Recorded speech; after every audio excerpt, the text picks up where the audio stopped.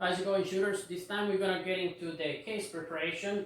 This time I'm gonna be talking about the case preparation of the 308, which is one of the calibers that I own, and it's very comfortable for demonstrational purposes when you compare it to the 5.56. This is the 30 caliber. The 5.56 is a 22, and I'm really good at dropping those while reloading, so I don't want to feel myself dropping things all the time. So we're gonna focus on 308 case preparation. The one I chose for demonstration is the Winchester. This is very common, you can get it anywhere. This is not my favorite, but it will get the job done.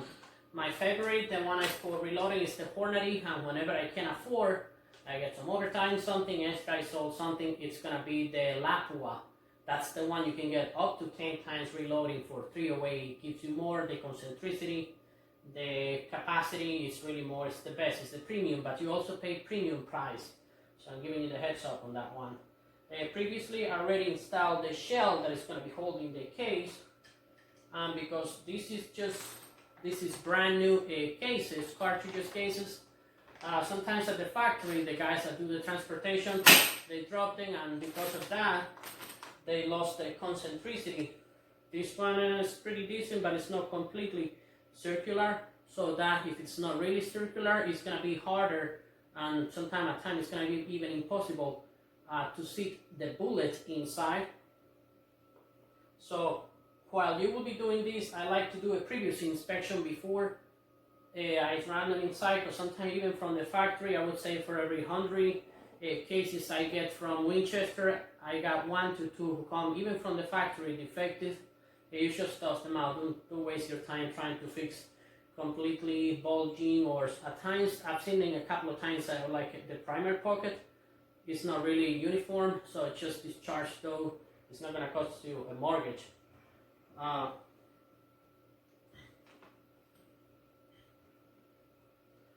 You just put them inside, as I said before, on the top. I got the full length sizing because it's the dropping and transportation thing. It's just the way I like to have it. Can kind of give me like peace of mind. The way you put it inside, you just slide it all the way in. Don't make sure you don't, when you mount it on the shell holder, that is going to be the corresponding caliber, it's going to be all the way in. If it's kind of slightly outside, it's going to just damage the edges, the neck and everything. And then you cycle all the way up.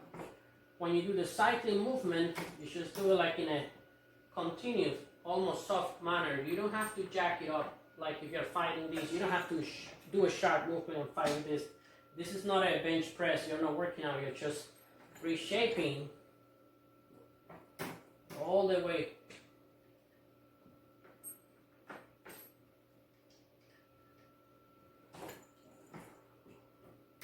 For demonstrational purpose, I'm doing only 7. Of course, you don't want to spend 20 minutes watching me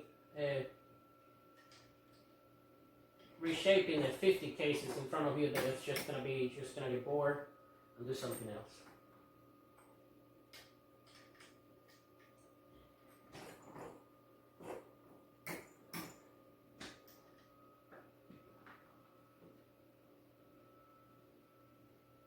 Always, before you start doing this, make sure you remove the priming plunger.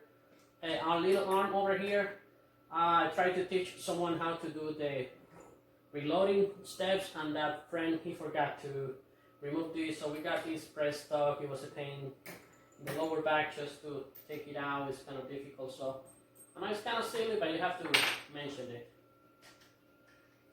One of the most common mistakes people do whenever they start reshaping, resizing, full length resizing their cases, it's that they screw in the full length or neck sizing die, whatever you will be preferring in your case, too much inside. So as a consequence, you will see that on the top, around the mouth of the case, you will see some sort of a ring because of you overpress the mouth of the case.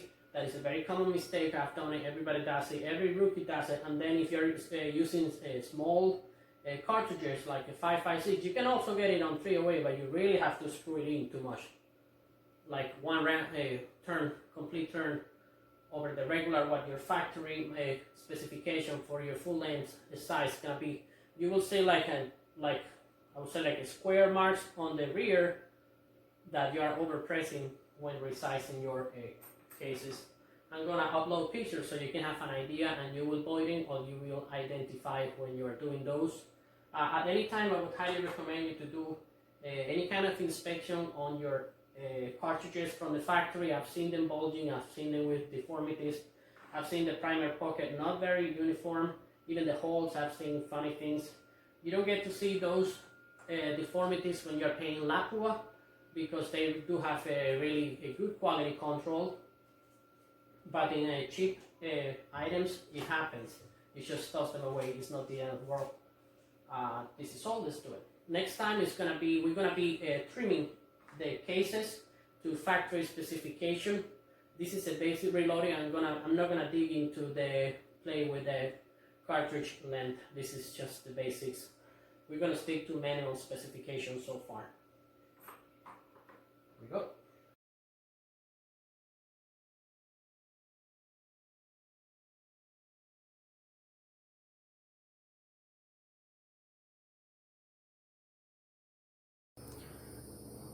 The next thing we're gonna be doing, we're gonna be trimming the cases that were already pressed in the reloading press. On the top, they're gonna be really kind of harsh because they have to be deburred and chamfered, so it's gonna be easier to insert the bullet. It's going to be indispensable for your kit to have a caliper. I prefer the professional ones. I'm not a digital guy. I prefer the analogic. They do not depend on batteries. They are shockproof. You can use them and abuse them, so don't worry about. And you can also re-zero them real quick. This is what I got previously, is a bunch of bullets. I just took the stickers off and I used them for my cartridge trimming kit. And it keeps everything organized inside, and everywhere I drop the silicone packages, because everything rusted regardless that it is advertised like a stainless steel. Good luck with that. I would highly recommend you to get the Lyman Easy Trim kit. It's gonna come with this pillar. I started where you insert your shell holder. In this case, I'm gonna be using the 308, but you can also get the shell for a 556 or 223 if you're gonna be resizing. No, I'm sorry, not resizing. Trimming the 556 cases, but you can also order all kind of shells or pillars from the Lyman Easy Trim, depending on the amount of calibers you plan on reloading. I would highly recommend you to have 2 pillars for each cartridges. At time I brought one of them because I was kind of obsessed with the case length. If you can see, I wrote notes over here about my most common reloading cartridges. I got the cartridge overall length for each one, and I have the case length. When you're using the trimming the case inside of these, you just put the other base of the Lyman Easy Trim, and when you're trimming, and then you measure it again with a caliper. Don't go crazy about if it's gonna be a 0.005 of a difference. You have a flexible length. 308 is supposed to be, the case length is supposed to be 2.005 and 2.015 case length. So be flexible within that. It's still within normal value. However, you should never go below or farther for basics reloading. The 223 or 556 Remington, the case should be between 1.750 and 1.760. The best results I get is with 1.750, but it's gonna be varying depending on your chamber, on your barrel, so there's a lot of variance. What I would highly recommend you stick to the basics. On the bottom over here, I have the primer pocket uniforming tool in case you're gonna be using with 556 or 762 by 51 NATO rounds. Remember, if it gets gluey, sticky, you're gonna have a waste primer. You have to remove the glue that the military use. All right, I think I got all covered. Let's go. Alrighty, here we go. For demonstrational purpose, I will only be using 7 cases. You probably don't want to see me trimming 50 cases in one single video. The first thing you're gonna do, you're gonna insert the cartridge case in the corresponding shell holder, and then you already put the pillar in the Lyman Easy Trim, and you just slide it in. Sometimes it can be a little bit the burr and you cut them, they will be cut to specifications. The pillars are already according to the manual cases length. Then after that, what I like to do, I just chamfer on the burr. I like to do the outside first, and then the inside. Finally, I'm gonna correct that one. I didn't feel it was really good. Till you see a halo. This is different than the ring when you are reforming. I like to do the inside, the last one, so when you see the bullet, it's gonna be easier. That's the first one.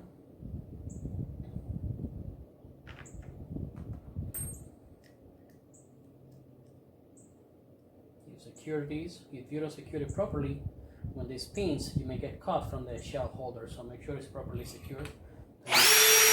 Trim it to specification.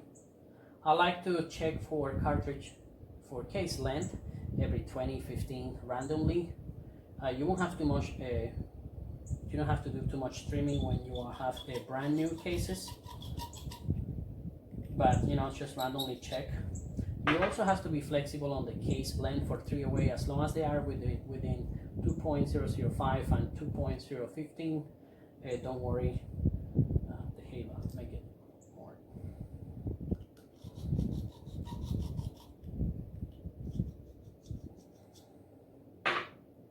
This one is ready to go.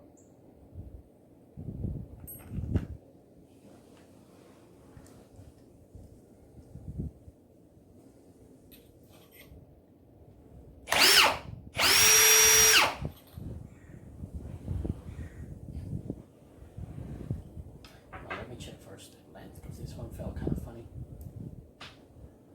I got metallic over here.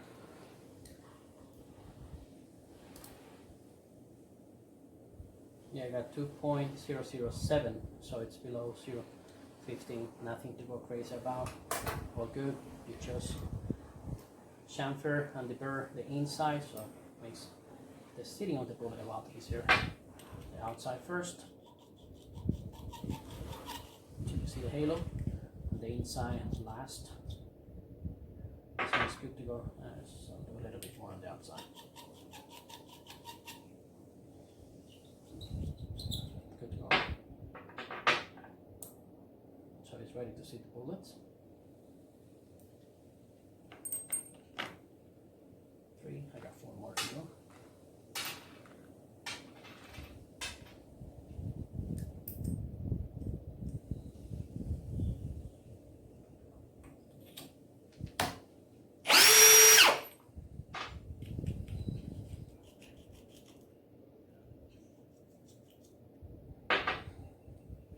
This is the chamfer and deburring tool by RCDS. It came with my reloading kit, but you can get them too. If you buy this, you really don't have to buy one of those expensive electrical equipment. They go for hundreds of dollars, and you can get the same with this. Just make sure you tighten these or you may get cuts. You won't have to do a lot of trimming if you are using a civilian rounds or they haven't been shot. These are virgin cases. They have never been shot. I like it more of a halo.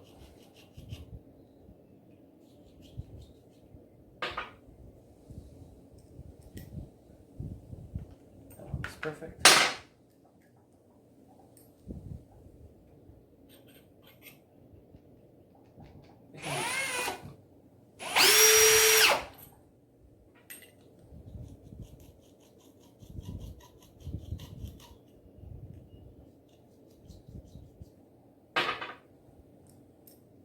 I can do up to 100 a day, but then I get tired, so I need to take a break. This is the last one.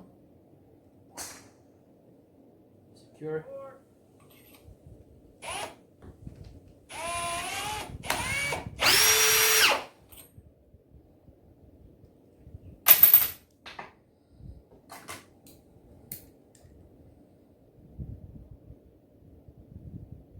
Yep.